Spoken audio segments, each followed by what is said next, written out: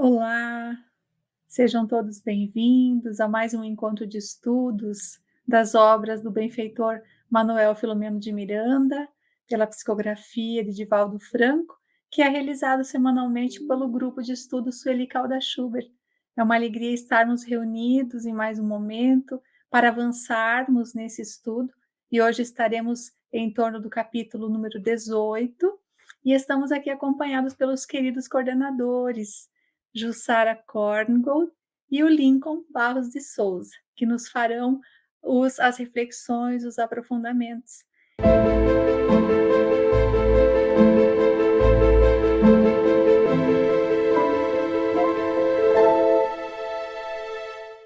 Então vamos iniciar com a prece, convidando Jussara para nos conduzir os pensamentos.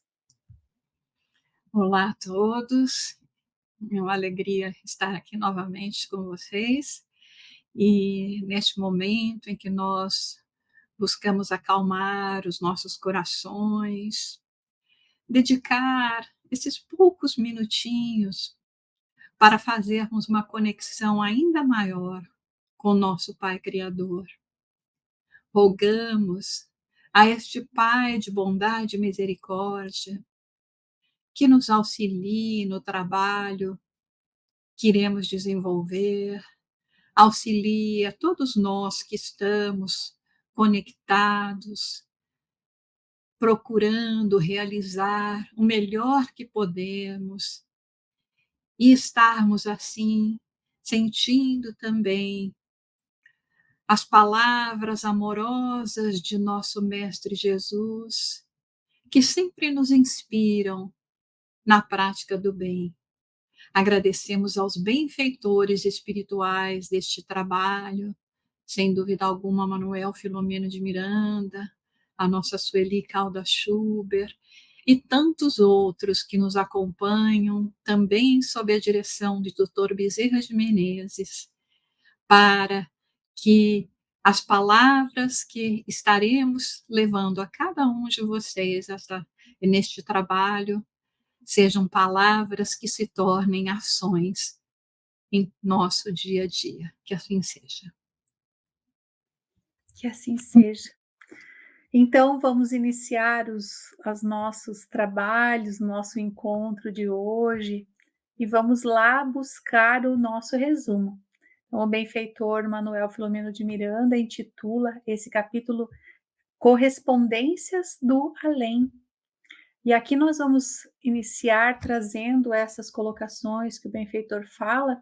Nós vamos ver que é um capítulo não extenso, mas um capítulo que nos traz profundas reflexões, conteúdo que depois os nossos queridos companheiros, queridos coordenadores nos conduzirão aos pensamentos. E o benfeitor vai iniciar o capítulo falando que após a instrução psicofônica do orientador, que se utilizou de médium adestrado nos serviços de intercâmbio espiritual, iniciaram-se as comunicações dos irmãos excruciados pelas dores decorrentes da última jornada reencarnatória mal sucedida. E ele descreve as luzes de diferentes cores e intensidades que eram irradiadas pelos médiuns e doutrinadores, correspondendo ao transe em que mergulhavam e à sintonia com as entidades que se dispunham ali às incorporações, que era justamente resultado positivo de uma reunião mediúnica séria, onde os membros somavam esforços para colimarem resultados felizes.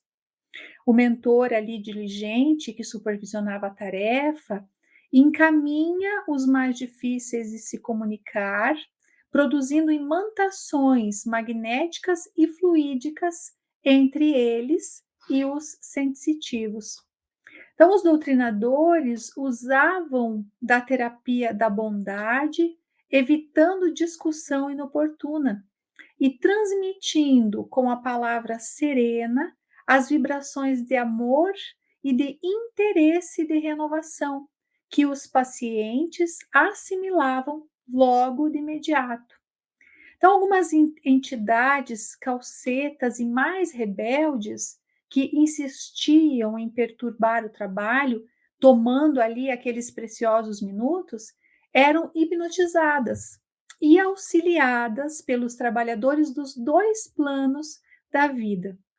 E essas induções hipnóticas do doutrinador, oriundas do cérebro físico, eram portadoras de mais alto teor vibratório e atingiam então os espíritos que recebiam essa onda mental através da cerebração do intermediário, do médium. E em sono reparador eram transferidos para leitos que foram reservados para aquele fim, como uma primeira providência que se seguiria depois de outras.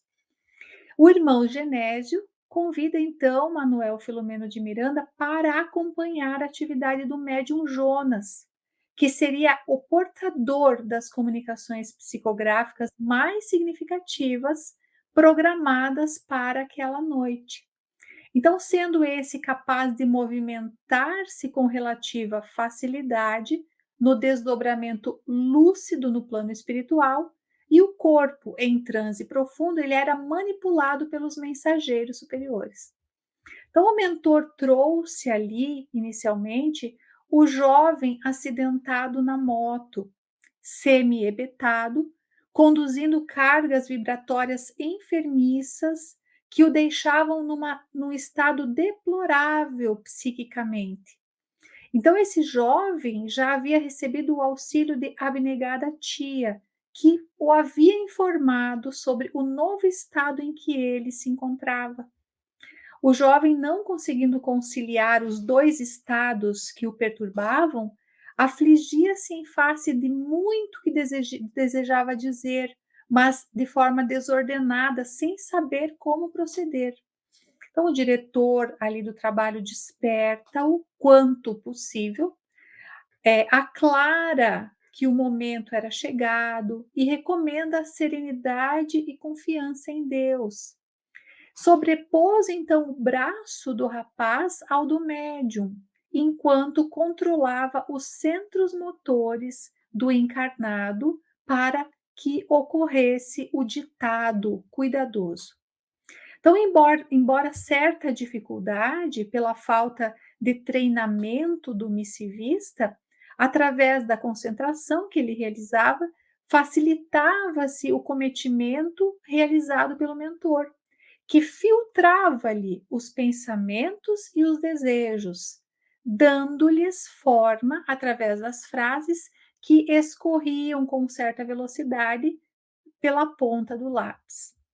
Então, em meio a algumas interrupções que eram produzidas pela emotividade do comunicante, o guia amigo o auxiliava para que ele escrevesse apenas o essencial, como dados familiares, datas significativas que lhe vinham à memória, utilizando uma linguagem edificante que auxiliasse a diminuir o impacto da morte e que oferecesse aos pais esperanças, conforto na ação da caridade, induzindo, inspirando, encaminhando os pais a atividades socorristas junto àqueles que careciam de família no mundo, como a melhor forma de homenageá-lo, de amor que o dedicavam.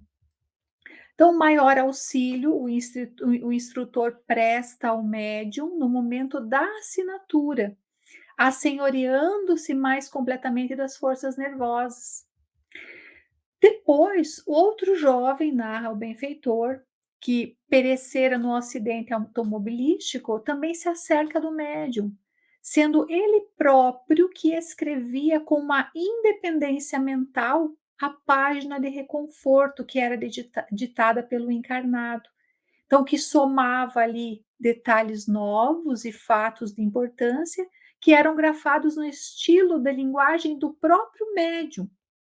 Então, Manuel Filomeno de Miranda, tomado de assombro, observando já aquele segundo comunicante ali, aquele que estava escrevendo, ele é esclarecido pelo diretor, que descreve que a grande sensibilidade do perceptivo, que é dotado de uma aparelhagem psíquica muito delicada, sofreria danos graves se ficasse sob a indução fluídica do comunicante, que no estado de grave perturbação em que ele se encontrava e experimentando os sérios conflitos que o atormentavam, destrambelharia os sutis equipamentos de base nervosa, prejudicando então a organização mediúnica e a saúde do cooperador humano.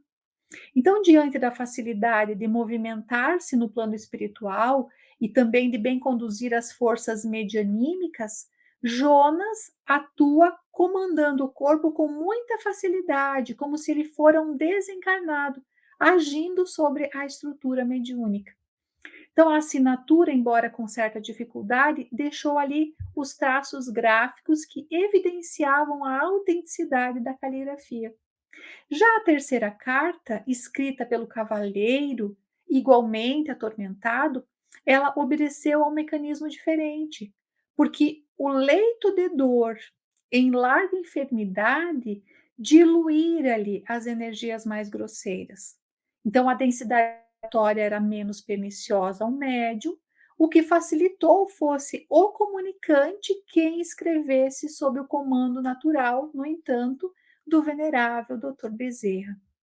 Então, Manuel Filomeno percebe que nas comunicações dos mais sofredores, a palavra de orientação dirigida aos que se manifestavam ali alcançava também outros que sintonizavam na mesma faixa de necessidade espiritual. Então, no plano espiritual, o atendimento se realizava com eficácia, diminuindo a soma de aflições dos que haviam sido programados para aquele serviço respeitável. Médiuns passistas auxiliavam os portadores da psicofonia, revitalizando-os.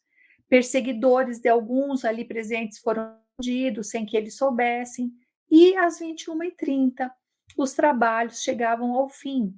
E o mentor usou a psicofonia de Jonas, apresentando algumas instruções finais e deixando uma mensagem de alento e reconforto para todos. As cartas na sequência foram lidas sob emoção geral e hinos íntimos de gratidão a Deus. E enquanto os familiares ali enxugavam o pranto de saudade e de alegria, rompiam-se as anteriores amarras fortes, facultando aqueles missivistas a adormecerem sob a ação do nobre e infatigável mentor, que os preparava para remorrer e avançar na direção da felicidade que a todos nos aguarda.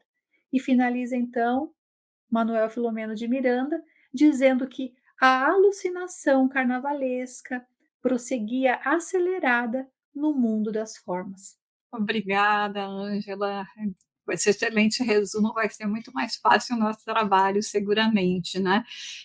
Hoje o Lincoln e eu vamos fazer então um comentário juntos, porque realmente o capítulo traz tantos apontamentos importantes, né, que Manuel de Filomeno de Miranda sempre salienta, que nós achamos mais interessante nós realizarmos essa dinâmica, pegando cada um desses pontos, e aí nós vamos comentar, né? Já logo no começo, Manuel de Filomeno de Miranda, ele já fala da importância, né, de nós, ele coloca, né, nesse capítulo, dessa importância de nós nos lembrarmos que nem toda a morte, né, o momento do pós-morte, o despertamento, ocorre da mesma maneira. Cada um de nós, como indivíduos, como únicos, também vamos ter uma maneira diferente de passarmos por este momento da passagem, né, do plano material para o plano espiritual. E isso é interessante porque nós também podemos até nos referirmos às questões das mortes coletivas, então não é porque as pessoas morreram no mesmo momento, no mesmo tipo de circunstâncias, que quando elas tiverem esse despertamento no plano espiritual, será da mesma forma, né? Os espíritos são diferentes, de acordo com o que nós vivemos, nós vamos seguir, né? Não sei se o Lincoln quer falar algum comentário sobre isso, Lincoln. Estava aqui pensando, saudando a todos que participamos aí desse estudo, sempre dedicados aí a essas obras de Manuel Filomeno. O nosso abraço a você, Ju, a Ângela, que nos acompanha aí na coordenação geral. Enquanto você falava, eu pensei assim que os teus comentários trazem exatamente a justificativa de por que todos nós devemos estudar esses assuntos das reuniões mediúnicas. Primeiro, porque nós vamos desencarnar em algum momento e poderemos estar participando de alguma reunião. E se nós tivermos já um conhecimento prévio a respeito do que acontece nesse ambiente, nós estaríamos mais preparados até para interagir com os espíritos mentores e facilitar a nossa comunicação, eventualmente. Se não é esse caso, pode ser também o fato de que nós conhecemos pessoas que participam de reuniões mediúnicas para que possamos compreender as dificuldades que eles enfrentam também e a responsabilidade que eles carregam sobre esses trabalhos de socorro aos espíritos em sofrimento. E essas experiências que nós vamos observando, narradas aqui nesta obra, neste capítulo especificamente, são exemplos e lições para nos alertar também, não é, Ju? Não, com certeza, né? Até porque você veja, né? Aí quando o Manuel de Filomeno de Miranda ele segue, ele coloca, né, já como a gente pode observar, né, os resultados positivos de uma reunião mediúnica séria. Então, como é que a gente vai saber se uma reunião mediúnica é séria se a gente não tem esse estudo, se a gente não se dedica, né? Hoje nós estávamos até conversando um pouquinho antes de entrar, o Lincoln, eu, a Ângela, a respeito, né, de que muitas vezes a gente, quando pensa em participar de uma reunião mediúnica, nós achamos, é porque então tem que ser médium, apesar das outras funções igualmente importantes, né, que nós temos numa reunião mediúnica, mas você veja que, às vezes, o médium pode ser aquele que seja mais indisciplinado dentro da reunião mediúnica, porque ele fala, não, eu já sou médium, já estou aqui fazendo meu trabalho, já não preciso de muito mais, já não preciso saber, já logo entro no trânsito. E não, né? Porque, na verdade, a gente tem que saber, como nós vamos ver hoje, né, os diversos mecanismos, né, que ocorrem justamente nesse processo mediúnico e dentro dessa reunião mediúnica séria, né, onde os integrantes se dedicam ao estudo, ao esclarecimento, às conversas sadias posteriormente à reunião, né, é extremamente importante para que estejam todos em sintonia, né? E aí, como você falou, né, Lincoln, uma sintonia também com o plano espiritual, porque não adianta a gente ter essa sintonia entre a gente e não estar conectado, né? Então, se nós vamos lá no Livro dos Médiuns, que é o manual prático de nós compreendermos toda a experiência da mediunidade, nas questões 331 e 332, no capítulo 29, né, da segunda parte, Kardec coloca ali as características de uma reunião séria, né?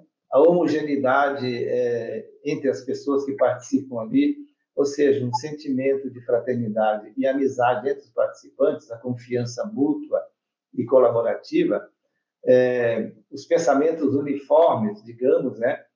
É um fator essencial, né? O recolhimento, né? A aprendizagem da concentração de todo o grupo para que possam todos eles colaborar de uma forma mais efetiva com o conjunto, sem nunca procurar uma ação individual. A reunião ela é necessariamente privativa, embora nós temos aqui um exemplo de uma reunião onde tinha pessoas que aguardavam ali na expectativa as comunicações que viriam do mais além, como tem o título, né? Mas uma reunião mediúnica de socorro aos desencarnados, ela necessariamente deveria ser mais privativa. E guardar também assim, uma vigilância nos horários das reuniões, a assiduidade, né? Os comprometidos com o grupo mediúnico têm que ser pessoas assíduas a essa reunião, responsáveis pelo trabalho que cada um realiza, compreendendo que o seu papel é importante e os demais membros do grupo dependem dele.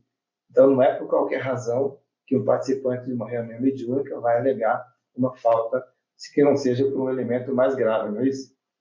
E é interessante, né, porque ele fala aqui até, por exemplo, né, que entre aqueles que participavam dessa reunião, né, que eles podiam ver que cada um deles, entre os médiuns, os dialogadores, né, eles irradiavam uma cor diferente, de acordo também com o estado que eles se encontravam e até as conexões que eles já estavam fazendo com o plano espiritual, né? E isso nos recorda o capítulo 2 do livro Nos Domínios da Mediunidade, gente, que é um dos meus favoritos também. Eu tenho vários, tá? Vocês vão me ouvir várias vezes falar, esse aqui é meu favorito. Eu tenho alguns, pelo menos uns 10 mais, e sem dúvida alguns domínios da mediunidade, até porque, né, quando eu participei também na tradução desse livro para o inglês, e aí uma das coisas que a gente vê é o seguinte, né, existem infinitos, já milhares de livros a respeito de mediunidade. Mas um livro que fala sobre mediunidade, analisa a mediunidade do plano espiritual para o plano físico, esse é um livro inédito. Né? Então, eles nos falando da reunião mediúnica do lado de lá, né? Não do lado do ponto de vista de nós aqui encarnados. E aí eles falam sobre, o André Luiz traz a questão sobre o psicoscópio, né? Aí, até quando o mentor, o Aulus, né, que chega e fala, nós vamos usar o psicoscópio, e ele lá, psicosquê, né? Mais ou menos é bem isso que está no livro, né, gente? É uma interpretação, mas querendo entender o que era. Então, para a gente entender, conforme o mentor Aulus fala, é como se a gente pusesse um óculosinho de 3D nos nossos olhos, né? Quando a gente vai assistir um filme 3D, você vai enxergar o filme melhor se você tiver com esse aparelho. E esse aparelho, então, o psicoscópio, que é um óculos, né, que nem diz, o André Luiz descreve ali, é um aparelho que ajuda a auscultar a alma. Ou seja, sem a gente, no caso, os próprios espíritos, que ali o Aulus tinha condição de olhar, ele já era um espírito mais evoluído, mais experimentado do que André Luiz e Hilário, né, que estão lá observando a reunião, e não tinham a capacidade de ver mais profundamente no campo das energias, né, das vibrações. Então, ele se utiliza desse recurso para que tanto André Luiz e Hilário possam ver e perceber mais claramente os sentimentos daqueles componentes da reunião mediúnica. E aí Aulus fala, puxa, isso um dia nós vamos ter aqui na Terra, imagine como não será bom. Agora a gente pensa, né, para os dias de hoje, será que a gente estava preparado, né, para um psicoscópio que a gente já olha e já vê imediatamente as intenções das pessoas, né? E é para isso, então, que a gente tem que se preparar, né? Nesse caso, como nós estávamos falando, né, essa importância dessa educação, dessa sintonia, da sintonia com os espíritos, da seriedade, né? Mas aí Manuel Filomeno de Miranda chega e fala, tem uns espíritos que não são muito assim bem intencionados, né, Lincoln? Aqueles que querem perturbar o trabalho. Exatamente. Mas o dirigente mentor aqui, então, na supervisão dele, eu achei interessante que ele mencionou que os casos mais difíceis foram trazidos primeiro, né? Ou seja, vemos aí que a preparação prévia dessa sintonia entre os médiums e os espíritos que vão se comunicar, ela é preparada com muita antecedência às vezes, né? Não é somente no dia ou na hora da reunião que isso ocorre. Esse é um elemento importante porque nos chama, como trabalhadores da reunião mediúnica, a estarmos atentos o tempo todo, porque o médium ostensivo, especialmente, ou nós como médios intuitivos em caráter geral, que trabalhamos, né, nessas áreas, que fazemos parte dos trabalhos de um centro espírita, de uma maneira geral, nós somos médios o tempo todo, não só no momento da reunião mediúnica, porque somos intermediários de muitos fatores e ações que os espíritos produzem sobre cada um de nós, para socorrer pessoas que transitam na nossa caminhada. Inclusive, o papel do dialogador, por exemplo, no uso da palavra, como menciona aqui no capítulo, com a terapia da bondade. Veja que primeiro o mentor coloca o primeiro fator é a terapia da bondade. Não é isso, Jô? Então, o doutrinador ou dialogador, como falamos atualmente, a palavra mais parece que nos aproxima mais do espírito, vamos dialogar com ele, doutrinador seria talvez uma referência como se nós tivéssemos que obrigar o espírito a aceitar uma doutrinação, digamos, Mas ambos representam a mesma situação, mas o dialogador parece chegar mais perto, E é dentro disso que essas vibrações de amor envolvendo o espírito que está se comunicando vai produzir mudanças no estado do psiquismo dele, com essa ação do doutrinador na sua palavra, que vai sensibilizar de alguma forma o espírito em relação à situação que ele apresenta ali na reunião. Além de tudo, como nos fala, esses espíritos os mais difíceis foram trazidos, não especificamente ocorreu nessa reunião, mas Manuel de Filomena de Miranda traz, no seu comentário, que também às vezes aparecem alguns espíritos que querem ocupar demais o tempo da reunião, e às vezes a gente, ou mesmo o dialogador, na ingenuidade, na vontade de realmente ajudar, nós utilizamos mais tempo do que o necessário e acaba prejudicando o bom andamento dos trabalhos, porque o objetivo deles era justamente isso, impedir que outros comunicassem, E por isso que dentro dessa fala do dialogador, que nem com amor, com ternura, ele também, muitas vezes, ele vai perceber um momento em que seja a intenção, uma intenção dessa específica de querer ocupar mais tempo da reunião do que o necessário,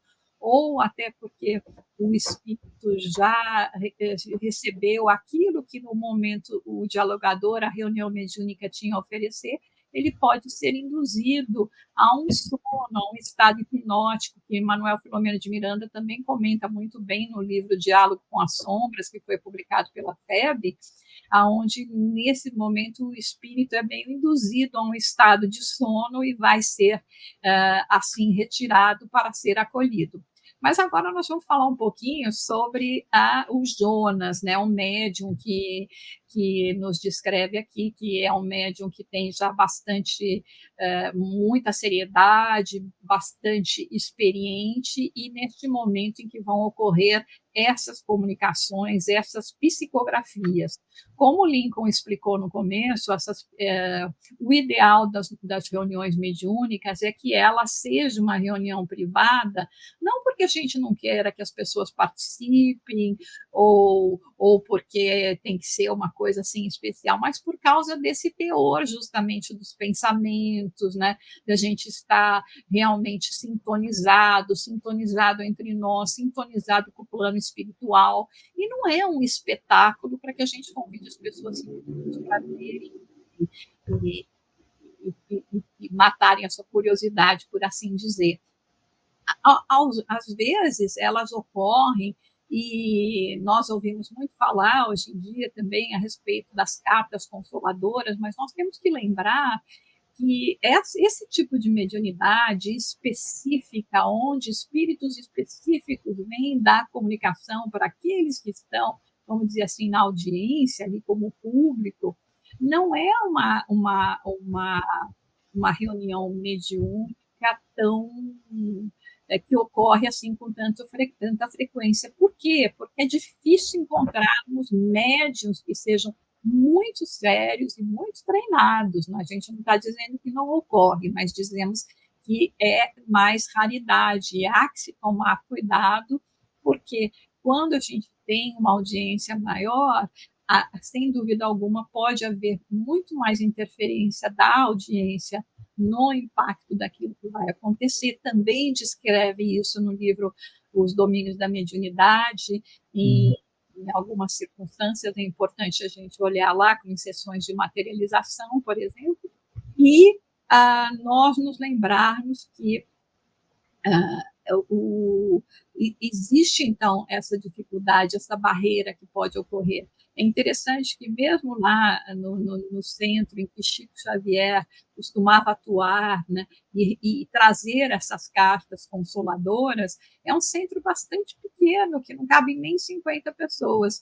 E ocorreu que talvez seja até proposital, que ele nunca quis um centro maior, para que justamente tivesse assim um maior controle, né, um menor número de participantes a cada vez, apesar de que para Chico isso não teria sido um problema, porque um médium, né, da estrutura moral como um Chico Xavier. Então, aqui vem o Jonas e ele vai trazer essas comunicações psicográficas, e nós temos, então, aqui nos descrevendo a primeira delas, que é a do jovem que foi acidentado na moto. Se você quiser comentar um pouco sobre isso.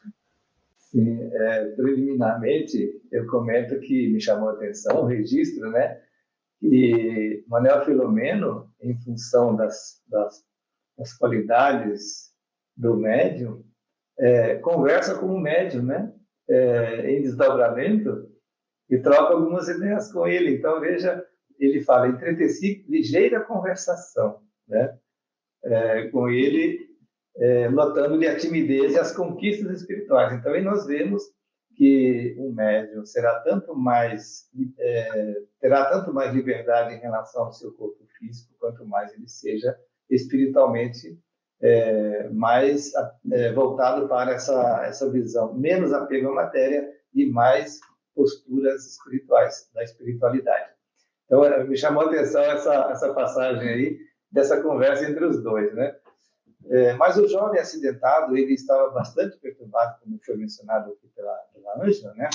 Num estado psíquico deplorado, né? Claro que isso daí já recomendou muito cuidado por parte do mentor espiritual, assim como também do médium, sem dúvida. O mentor, o diretor da reunião teve que despertá-lo para um diálogo de confiança em Deus, guardar serenidade, para que ele tivesse a mínima condição de fazer a transmissão daquela mensagem psicográfica, né? Inclusive, aplicou recursos calmantes sobre ele e tomou do braço do espírito e colocou sobre o braço do médium, uma superposição que facilitou aí, então, uma perfeita sintonia, caracterizando, como nós sabemos aqui, uma psicografia possivelmente mecânica, né? É isso? Só a palavra aí, né? E ele vai com mais facilidade promovendo a escritura, né? E aí, você poderia também registrar alguma coisa aí, né, em relação a isso, Ju? Não, é super interessante, né? Porque um dos pontos que eu acho bem interessante para a gente analisar esse capítulo é que nós vamos ver aqui, Manuel Filomeno de Miranda traz 3 manifestações que ocorreram através da psicografia, né? Por esse médium especificamente, durante essa reunião, onde o médium vai receber as comunicações de formas diferentes, né? De maneiras diferentes. Então, nós nos lembrarmos que às vezes, aquela coisa, no final você fala, bom, a mensagem foi psicográfica, mas como é que ela foi recebida? Qual o modo de execução, né? Que tipo de mediunidade foi utilizada nesse momento, né? Então, como nesse caso, quando até fala, né, se pousou a mão, né, quer dizer, é um que caracteriza, como o Lincoln falou, uma mediunidade mecânica, que significa, né, o médium vai mecanicamente registrar, né, tudo aquilo, né, que no caso esse rapaz, né, do acidente de moto estava transmitindo, obviamente, que nem diz, com a supervisão total, né, do Dr. Bezerra e sua equipe. E aí ele chega e fala sobre um outro caso, né, que é o jovem que morreu no acidente automobilístico, mas esse jovem, ele estava num estado ainda muito, muito grave para que ele pudesse, assim, se comunicar. E até Manuel Filomeno de Miranda fala que se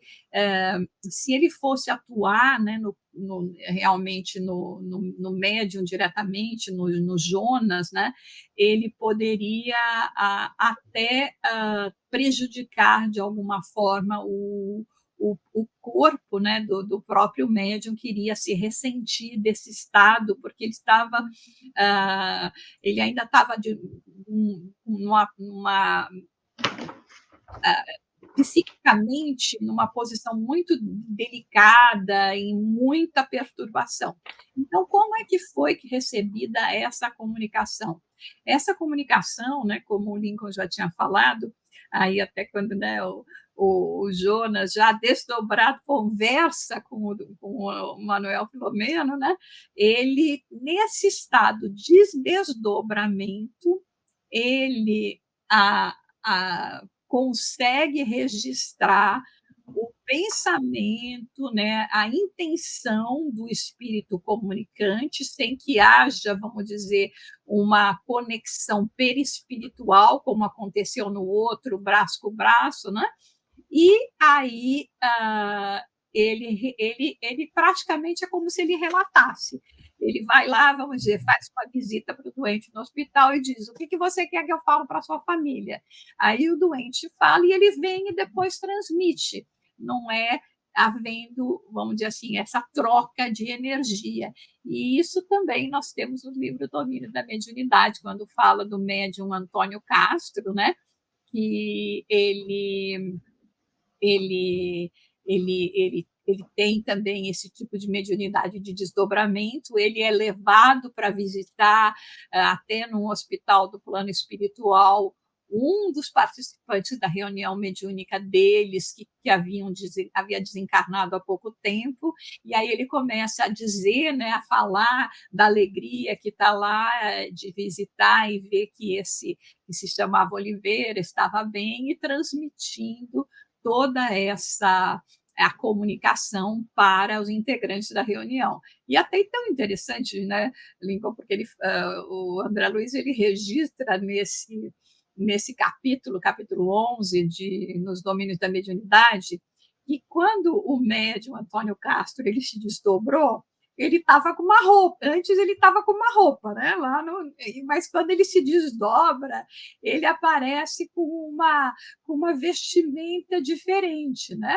Ele aparece com uma vestimenta que já é assim, mais aquelas vestimentas que a gente vê do plano espiritual. Então, por isso que a gente enfatiza, né? Como tem tanta coisa que a gente precisa ainda estudar, né? Para poder compreender, né? Mas tem ainda um terceiro caso. Então, o primeiro foi da psicografia mecânica, essa da psicografia por desdobramento. Agora tem uma que é a semimecânica. Quer falar para a gente? É o cavalheiro, né, que foi atendido ali. Ele estava um pouco atordoado também, mas não tanto porque a enfermidade o levou no leito de dor a diluir as energias mais grosseiras, digamos, como foi mencionado na leitura, e facilitou essa comunicação sob um comando natural, inclusive com o apoio do Bezerra de Menezes. Aí nós vemos aqui, que vale registrar, né, o valor da enfermidade em relação aos processos de desencarnação.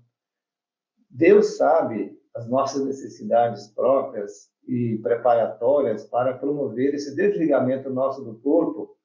Então, a enfermidade não tem que ser olhada como uma coisa terrível, como uma dor que, apesar de afetar o doente em si mesmo e a família como um todo, olhar este elemento reparador e socorrista que Deus envia a todos nós de uma forma inadequada. Analisar, sim, o que a dor está orientando ou inspirando a família, inclusive, para conversar com o doente, preparando-o de alguma forma para um conhecimento, às vezes, que a pessoa não tem em relação à vida espiritual, ou um desenvolvimento das suas convicções religiosas, da sua fé na sustentação daquele momento, né, de transição. Isso é muito importante. Inclusive, doentes no leito, assim, sem percepções visíveis, né, em relação aos sentidos físicos, e o espírito está ali dentro daquele corpo, mesmo que ele esteja em coma, por exemplo, E nós podemos conversar com ele, dizer, mandar as mensagens de carinho, mandar as mensagens de amor, falar das boas lembranças, do que representou a sua vida e nossa experiência conjunta na família. Ou seja, o Espírito estará registrando esses elementos, porque junto com as palavras, nós vamos colocar ali as nossas energias afetivas para essa pessoa que está enfrentando este momento importante, que todos sabem que vai acontecer, mas às vezes a gente finge que não vai acontecer e fica ignorando um pouquinho e vai levando, né, a cada dia. Então é muito comum nós recebermos em reuniões mediúnicas espíritos, né, lamentando, mas eu não queria ter partido ainda, eu queria ficar mais um pouco, eu queria cuidar do meu marido, do meu filho, né? Porque a pessoa não fez uma preparação, né, para esse momento. E vamos como que ignorando a fatalidade da morte, né? Que é um fenômeno simplesmente de troca de padrões vibratórios do material para o espiritual. E o caso aqui do nosso cavaleiro foi mais ou menos assim. A doença preparou ele para esse processo de desencarnação. Então, a psicografia dele foi bem mais suave do que os dois anteriores, né, Júlio? Nossa, bem mais suave, né? E é tão interessante, né, Lincoln, o que você falou agora a respeito dessa situação, né? Muitas vezes a gente fala, mas não quero ficar doente, não quero... É tão importante a gente ter um pouco de preparação e às vezes ela ocorre, como já comentamos aqui outras vezes, até mesmo nos acidentes, às vezes a pessoa tem uma certa intuição, já vai recebendo um certo preparo, mas sem dúvida alguma nessas questões né, do próprio envelhecimento, do adoecimento, ela pode ver mais, né? E esse contato, né, como você falou, né, Lincoln, mesmo no estado de coma, de conversar, né, você veja nas experiências de quase morte, né, os EQMs que eles falam, né, como às vezes a pessoa chega e fala, não, mas eu estava ali na sala cirúrgica, eu escutava tudo que vocês falavam, eu vi o médico pegar os instrumentos. Então, mesmo que aquela pessoa não esteja totalmente consciente para registrar, vamos dizer, as nossas palavras, elas registram as nossas intenções. Né? Porque essas palavras elas vêm revestidas de energia e a gente sabe disso, não precisa nem pôr um psicoscópio para a gente saber que elas vêm com essas energias, né? Às vezes até fico nessa coisa de falar, quando a gente fala com as plantas, né? Eu falo, olha, gente, depois que eu saí do Brasil, eu tinha que falar com a planta em que idioma, né? Porque que idioma na verdade, a gente sabe, não é o que a gente está falando, né? É o que a gente está exalando no sentimento que a gente vai exalar nas nossas conversações, né? A importância das palavras também, né, Lincoln? Acho que você até queria comentar um pouco sobre isso, sobre a importância das palavras que são utilizadas, né? Até no próprio diálogo, nas nossas questões do dia a dia. Eu faço esse registro mencionando já o parágrafo seguinte aqui da nossa leitura, que fala sobre as comunicações psicofônicas, né? E o registro que Manuel Filomena faz é muito importante, diz que a palavra de orientação que o dialogador oferece aos espíritos durante uma manifestação psicofônica, embora dirigida àquele espírito especificamente, ela alcança os outros doentes também, né? Que sintonizam aquela mesma faixa de necessidade. Então, vemos aí a responsabilidade nossa com relação à palavra, dirigida a qualquer ouvido que esteja conosco. O Espírito Emmanuel, no livro Seara dos Médiuns, né, que fala sobre, no capítulo que se reporta aos médiuns falantes, né, como ele chama lá, Emmanuel comenta que todos nós, de alguma forma, somos médiuns da palavra, onde nós estivermos. Porque o pensamento, sendo uma ação criadora, como ele diz, emite ondas. Estas ondas, elas se harmonizam com os grupos de frequência ou com os quais nós sintonizamos também. Então, é natural que o que nós pensamos influencie outras pessoas e o que os outros pensem também nos influenciam. Tudo isso se reflete, de alguma forma, nesse intercâmbio de energias mentais entre encarnados ou encarnados e desencarnados. Se nós lembramos aí da questão 459 do Livro dos Espíritos, Kardec foi elucidado, né, e trouxe a nós o conhecimento de que os espíritos eles interferem nos nossos pensamentos e atos muito mais do que nós supomos, né? E de ordinário são eles que nos dirigem, fala, responde os espíritos, né? Então, quando nós conversamos, ou estamos orientando alguma coisa, transmitindo os nossos conhecimentos ou as nossas experiências, nós estamos fazendo um intercâmbio de sugestões entre nós, os encarnados ou os desencarnados. Então, Emmanuel fala que a palavra ela é a base, é o alicerce de todos os males do mundo e de todos os bens do mundo. Veja a importância disso, né? O valor daquilo que nós falamos. Claro que a palavra sai no nascedouro de um pensamento que vira uma ideia que se transforma em palavras. É uma sequência e justamente esta sequência nos coloca na condição de poder analisar o pensamento inicial até caminhar e chegar à palavra e poder bloquear aquilo que seja inadequado numa vigilância dessa palavra para não falarmos aquilo que seja inconveniente ou que possa machucar alguma pessoa. Então ele fala, o Emmanuel, que todos somos medianeiros daqueles que nós admiramos e daqueles que nós ouvimos. Portanto, vamos ter cuidado com as nossas admirações, né, com relação a pessoas encarnadas ou desencarnadas, vamos dizer. Vamos admirar, sim, Jesus, né, que é o nosso modelo e guia, e vamos tomar sempre como elemento da nossa referência. E ele termina dizendo nessa mensagem que Jesus falou e o Evangelho surgiu. Então, se ele criou tudo isso com a sua fala, nós, numa dimensão menor, como colaboradores do Criador, no processo de crescimento conjunto da coletividade, nossa fala está sendo também edificante, de alguma forma, né? Então, e numa reunião mediúnica não é diferente. Ela será conduzida pelo dialogador, em processos de, inclusive, induções, né, para fazer com que o espírito seja sensibilizado em relação àquilo que ele está trazendo durante a reunião, de tal forma que a palavra será, então, construtiva para resgatar aquele espírito em seu estado de consciência e colocá-lo num caminho já de equilíbrio, né?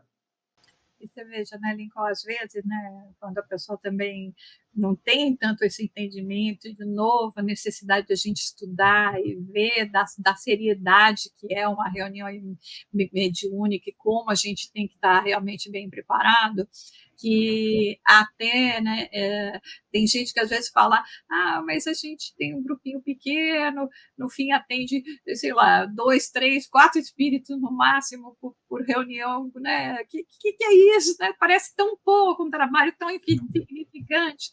Não é, né? Porque quando você soma todos os anos, aí esse número já sobe muito. Mas esse número, ele é multiplicado por muitos, porque quando o Manuel Filomeno me fala, né, que eles trouxeram, principalmente os casos mais difíceis, eles trazem, os amigos espirituais também trazem, dentro daqueles que vão ser atendidos, espíritos que se encontram em situações, né, mentais, né, psíquicas similares àqueles que vão se manifestar. Então, aquele que se manifesta é quase como se fosse um porta-voz de um tipo de quadro onde, no caso, o dialogador vai estar se dirigindo particularmente conforme a situação que é apresentada. Então, quantos e quantos mais que estavam nessas situações de acidentes, de mortes súbitas, não estavam ali também nesse momento. Por isso que a gente vê dessa importância e também da sustentação de todos os que estão participando. E ele fala ainda mais, né, Manuel Filomeno de Miranda, ele diz que tinham aqueles, né, que eram perseguidores de alguns dos presentes que também foram atendidos. Então, às vezes, a gente vai para a reunião mediúnica e fala, não, é porque eu vou ajudar fulano, porque aquele está com obsessão, porque é isso, porque é aquilo. E, gente, quem está sendo assistido, de repente, é a gente, não só no nosso próprio, né, nas nossas próprias questões mentais, né, de espírito, que agrava todos esses traumas que nós passamos e que muitas vezes a palavra do dialogador também nos conforta, mas aqueles que estão nos acompanhando, que eu chamo eles de amiguinhos, esses amiguinhos que estão acompanhando, que também são atendidos, e a gente nem se dá conta disso, né? Porque, obviamente, o espírito, ou porque não se utilizou da palavra através do médium ou da escrita, ou até se utilizou, mas não lhe foi permitido dizer, não, estou lá porque eu estou perseguindo a Jussara, estou perseguindo o Lincoln. Então a gente nem sabe, volta para casa e fala, ai, que bom, tá... mas eu estou me sentindo mais leve, está se sentindo mais leve porque deixou uma companhia lá e não está nem prestando atenção sobre isso, né, Lincoln? Eu levo dois para o hospital e deixo ele lá, não é isso? Mas é interessante isso que você falou sobre a abrangência disso. Não importa o tamanho do núcleo de trabalho. Duas pessoas que estejam reunidas em nome do Cristo já gozam da companhia dele. Então, se somos 4, 5, 8, 10, né? Numa reunião mediúnica especificamente, multiplica-se os benefícios. Primeiro, a aprendizagem das pessoas que ali estão na reunião mediúnica, que tiram lições muito importantes das experiências que são trazidas pelos espíritos, né?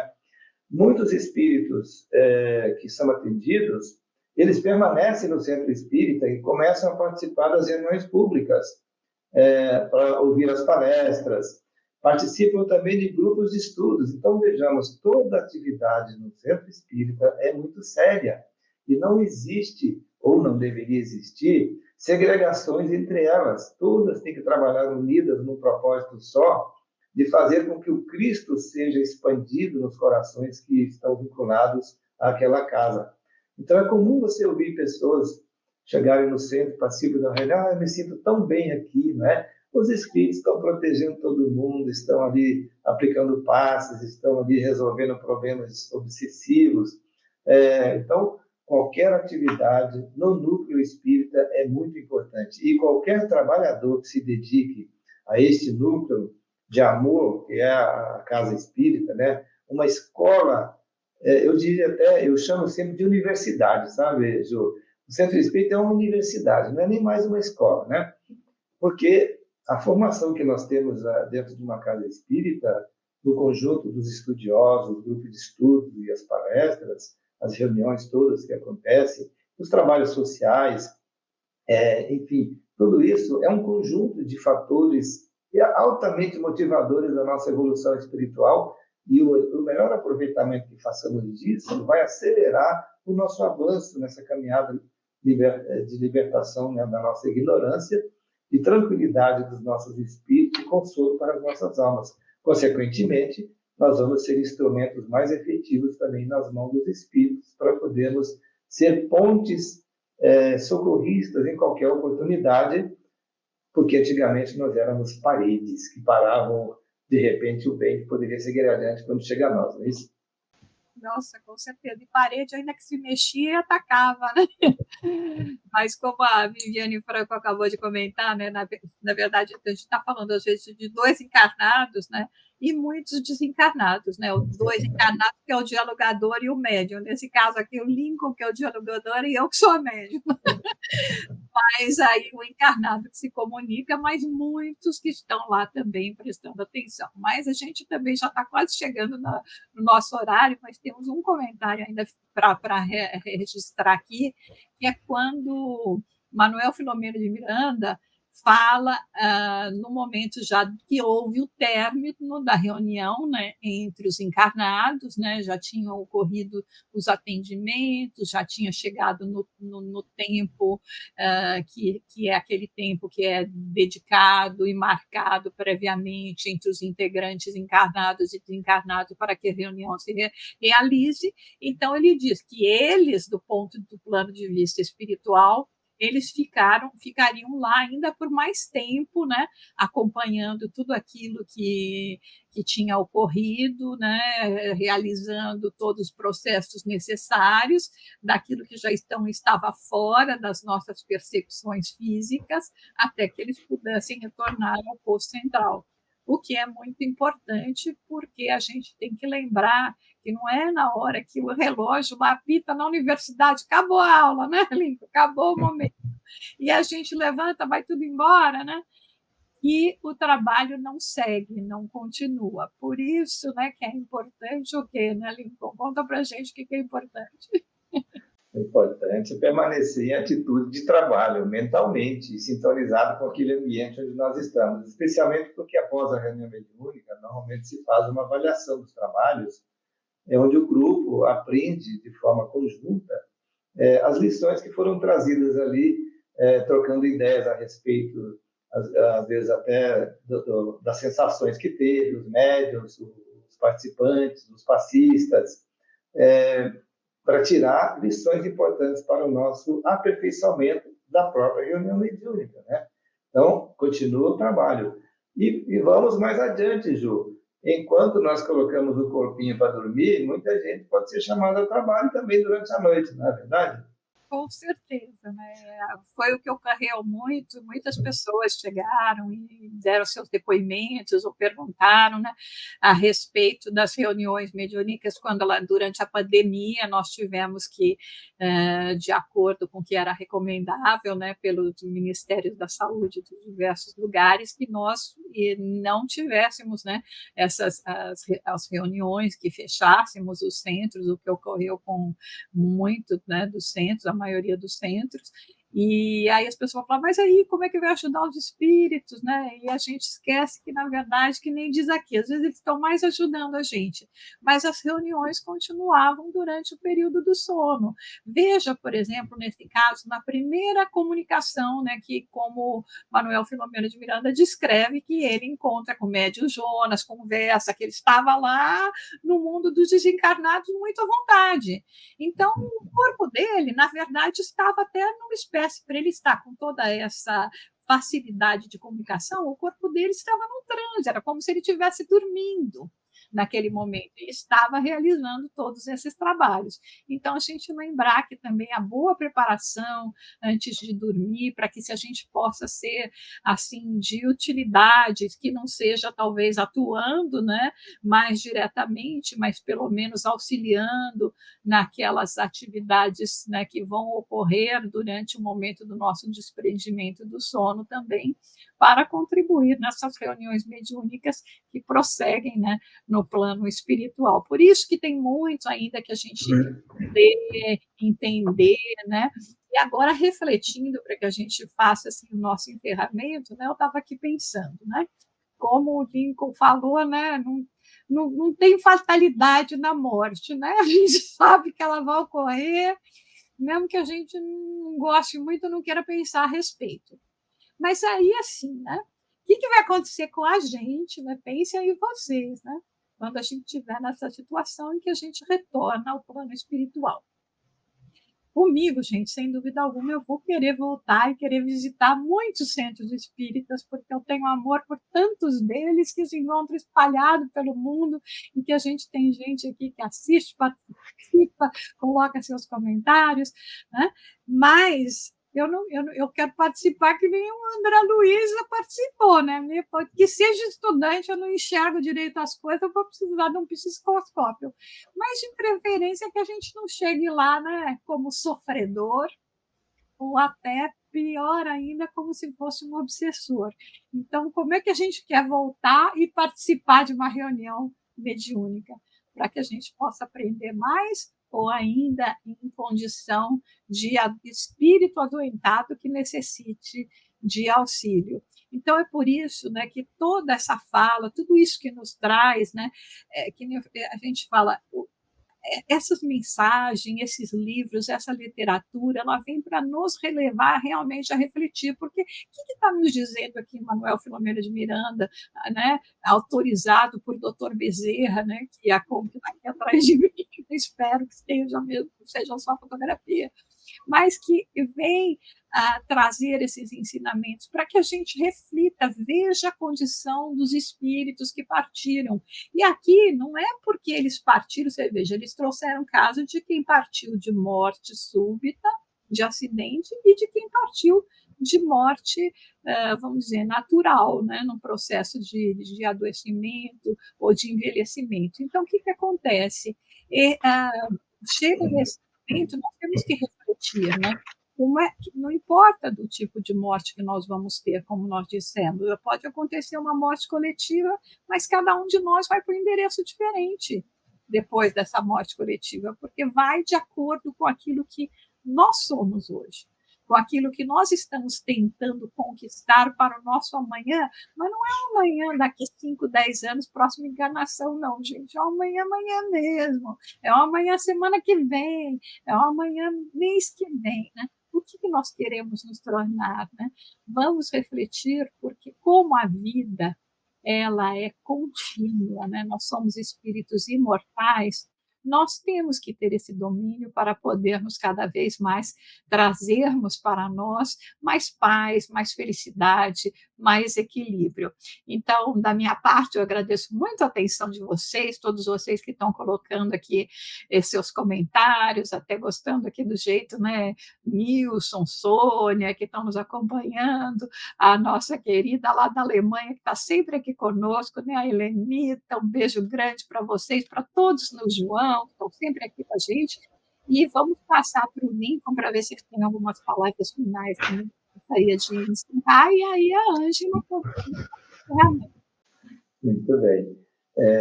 Eu estava pensando aqui, diante do que você estava falando, né? A pergunta é: espírita tem medo de morrer ou não? Não deveríamos temer a morte como fenômeno natural da vida, da nossa imortalidade, mas nós temos o receio de como vai acontecer isso, as perturbações próprias, especialmente o enfrentamento da nossa própria consciência perante os deveres e as nossas falências morais ainda. Mas por isso que aquilo que você falou é importante. Vamos viver cada dia preparando, de alguma forma, os nossos espíritos, os caminhos da vinculação com o bem, com o Cristo, né, que é o nosso caminho verdadeiro para uma plenitude de vida, e esse é o remédio para todos nós. O esforço de cada um de nós vai promover, então, aquela complementação que Deus fará em nosso favor em todos os momentos. Então, me despeço dos amigos de hoje, desejamos a todos muita paz. Querida Jussara, Lincoln, que lindo trabalho vocês nos trouxeram hoje, reflexões profundas, como nós vimos aqui no comentário dos amigos que estão acompanhando o estudo. E essas reflexões certamente vão ao encontro daquilo que se propõe num grupo de estudos, não é mesmo? Que se possa retirar daqui do conteúdo que o benfeitor traz, aquilo que fale aos nossos corações. E tudo isso que vocês trouxeram ao longo da reflexão, eu estava aqui ouvindo nos bastidores e percebendo o quanto a nossa doutrina, o quanto a doutrina espírita, ela é esse guia seguro para que se possa viver tanto na questão que envolve a mediunidade, e o convite que a doutrina nos faz é que vivamos a mediunidade com Jesus, a mediunidade deste que é o médium de Deus e que nos auxiliou com o seu evangelho a entendermos qual é a função desse intercâmbio, e também na condição de espíritos que estamos caminhando no trabalho do autoencontro, porque quando o benfeitor fecha esse livro, e o que a Jussara nos falou, que nós possamos nos perguntar, não o amanhã daqui 5 anos, não o amanhã muito distante, mas o amanhã, né? Porque veja que o benfeitor termina o capítulo dizendo: a alucinação carnavalesca prosseguia acelerada cá fora, no mundo das formas. Então, que o trabalho aconteceu lá, atendendo aqueles que do mundo das formas agora precisavam deixar as suas formas físicas grosseiras, atendidos, mas que o mundo seguia lá. E nós que estamos ainda no mundo das formas grosseiras, que possamos refletir profundamente nos ensinamentos que esse capítulo nos traz, que foram brilhantemente trazidos pelos nossos amigos. Então, um grande abraço, obrigada, Ju, Lincoln, e a todos os amigos que estiveram conosco. E na semana que vem, novamente, seguimos o nosso estudo. Um grande abraço e até lá.